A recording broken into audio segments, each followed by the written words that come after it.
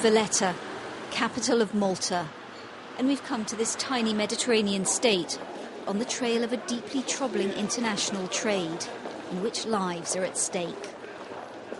Malta was one of the first countries targeted by the British sellers of suspected fake detectors, now being investigated by fraud police.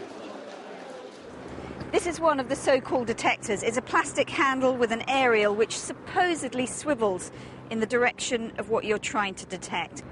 But there are no working electronics in it at all. Despite that, they've sold in virtually every corner of the globe for everything from detecting bombs to drugs and ivory. They can cost as little as about £10 to make, but they've been selling for tens of thousands each. And all sorts of organisations have been taken in. There's an elaborate sales pitch that comes with them, and we've learnt that the Maltese police were persuaded to part with large sums of money for 2 of the devices. The prison service bought another one. But the police were not the only ones to be approached. We now know that in the year 2000, salesmen also came here to Malta's Lucca airport. Patrick Cuschieri is now head of airport security, but back then he was in charge of dog handling teams, and he wanted to know if the so-called detectors could find a large stack of drugs he had hidden away. We had a substantial amount of drugs kept in an area which I use for dog training, and if the equipment had to work as we were actually told, the area would have been triggered by the amount of drugs. So we had cannabis resin, we had cocaine, we had heroin, and we had amphetamine sulfate. I knew something was wrong. So if it can't detect drugs or explosives, why does the aerial move? It's a toy. If I want the equipment to point at you, I'll just do that. If I want it to point at our colleague here, just do that. So it's just the way you swing your wrist, the aerial goes. If I just want it to go this way, I'll just do that. These pictures show the Maltese army testing one of the detectors at Malta airport. According to British and American officials, the very place where the bomb that exploded over Lockerbie in 1988 was loaded onto a plane. It killed 270 people. Although the British Army never used any of the suspect detectors itself, we've learnt that it was involved in promoting them abroad. The government has admitted that a team of Royal Engineers demonstrated them at arms fairs in several countries. It also admits that the Department of Trade and Industry helped market them in both Mexico and the Philippines. The admission that the government gave export help between 2001 and 2004 came after a Freedom of Information request put in by Hayden Prowse.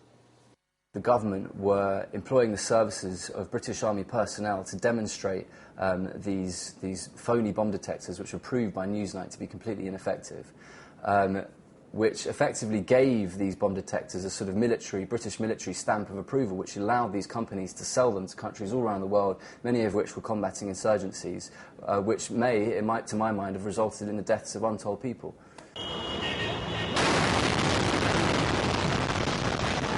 Baghdad, October 2009.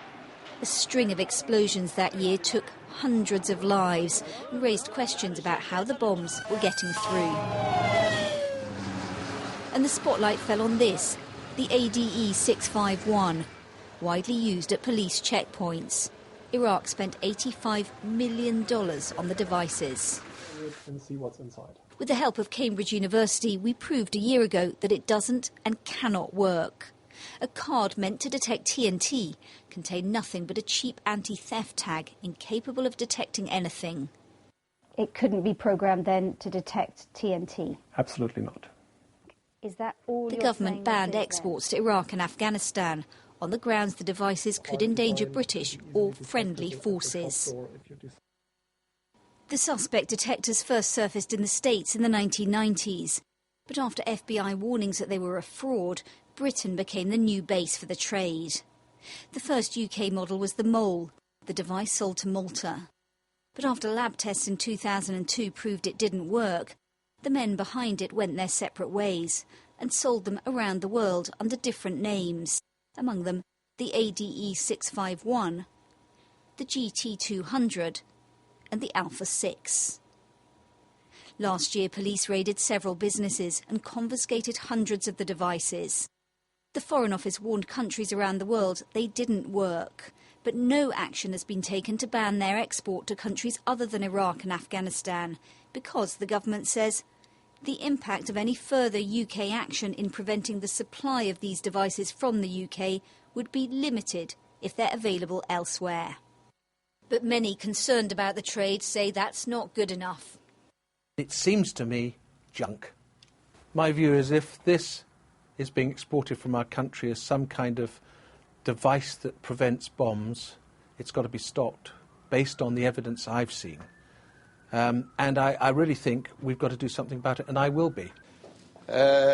Mr. Jim, the man who made millions from sales to Iraq, Jim McCormick, is still on bail after being arrested last January on suspicion of fraud by misrepresentation. Alarmingly, we've now learnt of a new attempt to interest British forces in a remarkably similar device. Look familiar?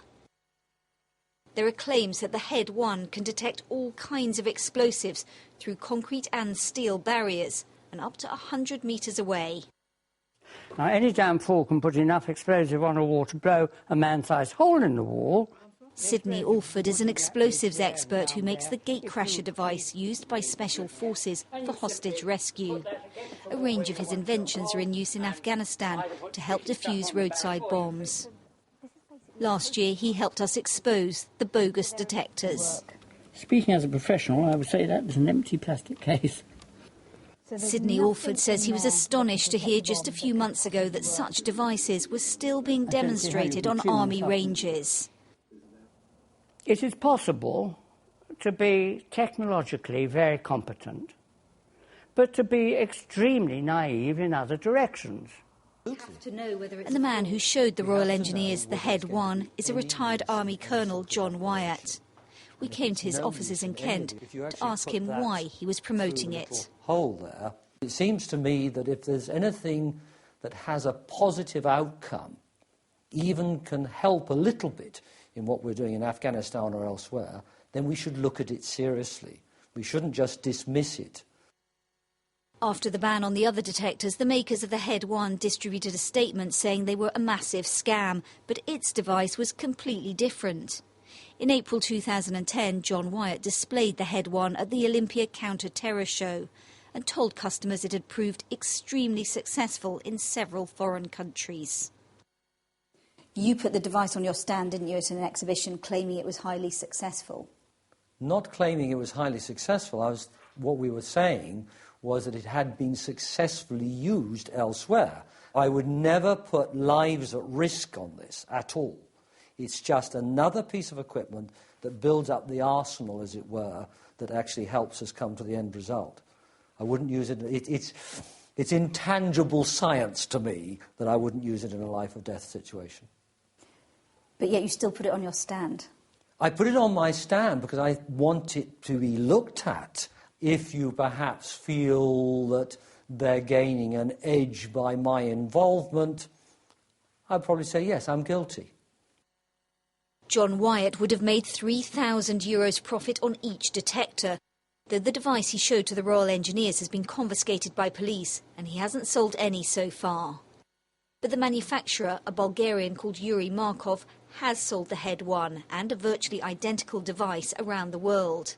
When the US Navy tested it in 2005, they concluded it does not work.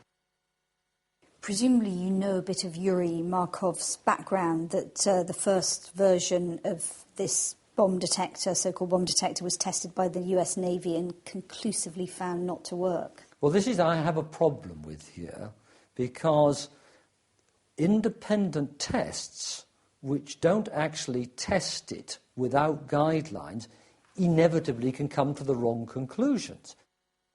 Yuri Markov was indicted for fraud by the Security Exchange Commission in the US in 2008 for declaring his device detected bombs when it didn't.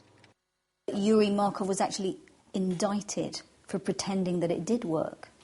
Right. Well, I can understand, if you look back into the 19th century where people are developing new sciences. Inevitably, if people don't understand the science, the not invented here syndrome, people are very cynical and critical. We are looking out of that window there. Sidney Alford does understand the science. He shows us how he conducted a double-blind test on the head one to see if it worked. It failed to find 6 small samples of explosives and a much larger one.